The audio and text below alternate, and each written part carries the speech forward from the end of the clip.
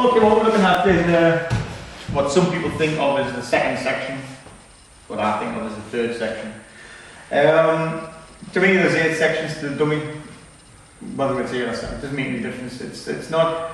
I remember many years ago I had a student and I showed him first section.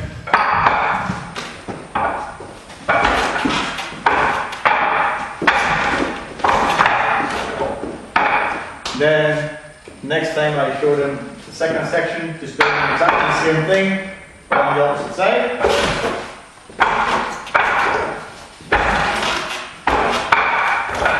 Then I showed him the third section, and then a week later I came back and says, I've learned the fourth section. I said, well, how? He says, well, it took a long time, but I reversed everything like you did the second section for the first section, which is pointless. This is not how it's, to me, it's not how it's done. This is where we do it in the first section because there are things in the first section that are not repeated in the second section, although it's the same action.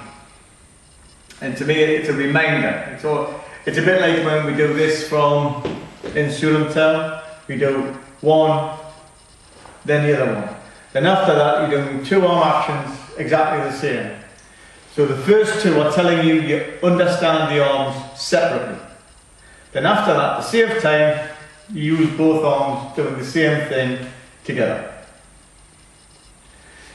And so the first section shows aspects of movement and round and energies and control and sticking. And the second section repeats that, but there's slightly different things that we're actually looking for.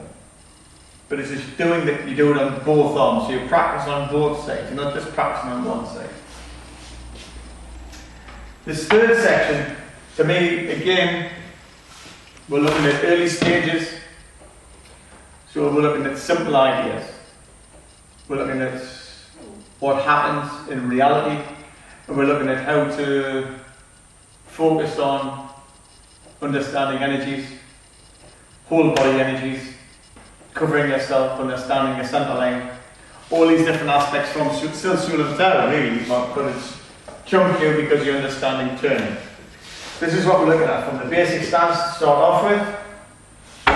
Turn with a pak sao and a wu sao. Turn, second, turn, third. You've got to make sure that you're hitting with this part of the hand. A lot of people hit with this part of the hand. This is the part of the hand that if you go to catch something, that your brain organises for your hand-eye coordination to catch this bit so the fingers can fold around it. But this makes this weak. There's a saying in Wing Chun about that the hand is like a flower. The central part where the stem is strong, but the petals are weak. You're trying to stay and focus in towards more where the stem is. So what we're looking for is this. It's a turning, load on the heel, turn, pak sao, wu sao, turn on the heel, wu sao. One of the most important things to understand is when you've done a turn with a wu sao, load the leg up before turning, and as you turn, your hands must cross over into the next one. You load the leg, as you turn, the hands cross over, again with the wu sao. So you're crossing over. You see, a lot of people, just because they're trying to do this fast, tend to do this. So they're doing pat kick this way. It's not every single time you're doing something, you've got to have cover and understand your centre line. So this is the line that's coming in. I need to cover my centre line and never leave the centre line open. So in the early stages, we can just think of this as a simple turn and pak sao. Pak sao, gun sao, then it changes to possible palm strike. You're looking, what it's actually giving you is an understanding of turning and a point of contact. Understand loading your leg, turning using the whole body, and making contact, a solid contact. Load the leg, turn, and strike. Load the leg, turn, crossing over, so you're covering your centre line going out. Load the leg, turn, centre line coming out. So you're always trying to get from here and feeling back down through the elbow to the shoulder, down to the hip, down to the knee, down to the floor. And on the other way, it's coming from there, it's coming out that way, so So it's coming from the heel up through the knee, and I feel this drive continue beyond the point of contact. So I'm focusing beyond the point of contact, I'm focusing beyond the point of contact. So to me this is just a simple, basic understanding of a turning pack, where you're getting the feeling of the whole body coming into play. So this understanding of linkage of the whole body and the reactant energy is equally as relevant to punching. Load and punch, but now you're doing it here. So it's about punching, pack, could be a gun, or it could be a palm sweat. Doesn't make any difference, it's whole body coordination, it's getting everything to work together. The next series of moves, there are three that work together.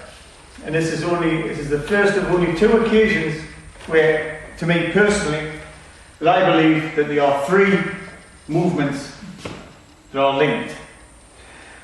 Up until this point, and for the rest of the form, to me, personally, it's about individual actions. This one's about this is about this. Once I'm here, this would be that would be that. From here, one movement is this.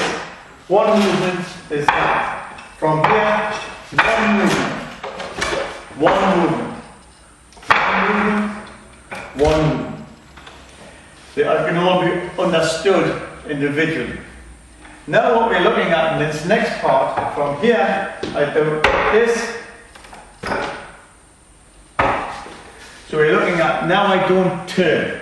I'm looking at this position, so from this position out, I've done turn, packs out, turn, packs out, turn, packs out. My hand comes to here because I can't, the dummy won't allow me to come to what would be a packs out position. So I stay there. From here, you abuse out, straight out, with a moose out. From here, I jut down with the low punch. My thinking on this is that what this is a turning packs out on the outside. Outside the arm.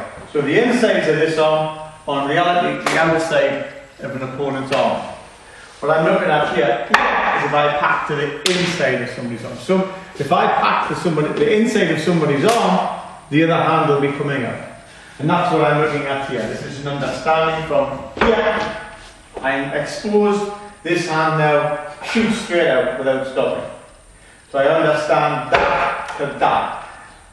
The other area that I'm open is this from here.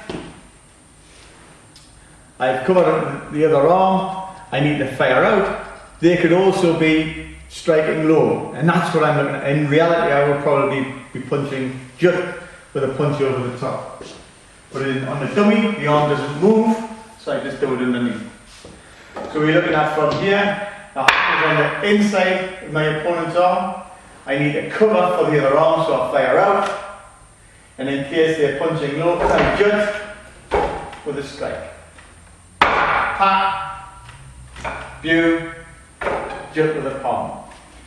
So that's the way I envisage what's going on here, to try and keep a hold of some basic principles. Now we're looking at the low body. Again, we're looking at a bouncer. From here, I step in with a pack, again, abuser. Supposedly this was where the Phoenix Eye was actually used to be demonstrated or applied in the film. So we go from a bouncer with a booster, move in, control and strike at the same time. At this point we have to take a small step back to do a side kick with a bouncer.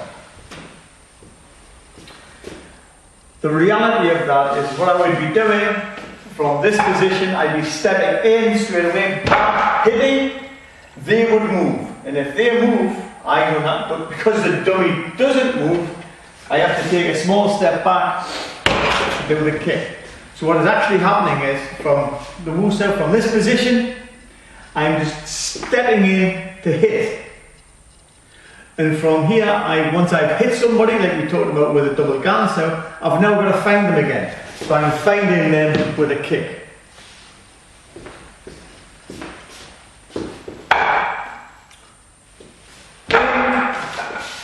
Kick to find them with a bombshell. That's what we're using the bombshell, which would, and later on we're thinking about this more as a man cell. So it's more of a man cell than a bombshell.